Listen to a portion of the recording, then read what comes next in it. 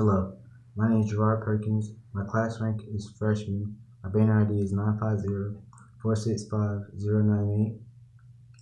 My major is marketing and my gender is male. As I describe and apply the cultural worldviews found in my story, Mexico is a country that is hesitant to give the minors the COVID-19 vaccine, and this position has affected many minors in Mexico, including Zoma Gonzalez, who is a central character in the story.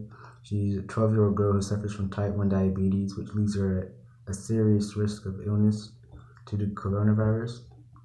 And she and many others have been trying to get the COVID-19 vaccine. Eventually, Zoma Gonzalez sued the government, and she was able to get the vaccine, and many others have taken her position in suing the government to get their own kids the vaccine.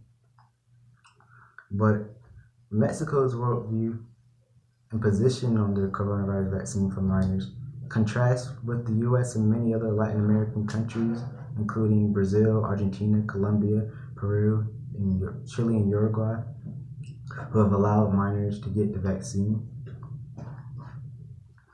And as I explained the impact of these cultural groups on global relationships, basically the culture of a country and cultural groups, they basically influence a country's decisions and what a country believes is right and wrong. And in relation to the article, many industrialized nations have put an emphasis on every citizen getting vaccinated against the coronavirus, regardless if they're adults or minors. But Mexico's culture towards vaccine in general is more hesitant. They're afraid, which is related to the US in the sense that many people have fears against the coronavirus, or they don't completely trust it. And that's why Mexico also prefers to only give the virus to those who are more at risk until they can see more of the science to back up the vaccine. As I continue my presentation, identifying in the impact of globalization on overall business. Globalization is defined as the political, economic, and social change that has led to many of the world's economies depending on each other. In relation to this article, collectively every nation must depend on each other to vaccinate its entire population to end the threat of the coronavirus around the world. And in Globalization, Interdependence, and Sustainability by Robert Pelke, he talks about globalization and how economically the rise of international trade and investment has led to many countries relying on each other, especially in their economies, for goods. And socially, nations are globally integrating their cultures with one another, and many should need to expand employment opportunities across each other's countries.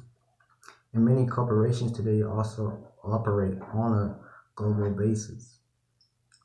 Environmentally, globalization has seen many problems be put on a global scale, such as global warming and climate change. And also, other nations and countries' wants and needs also affect the environment too.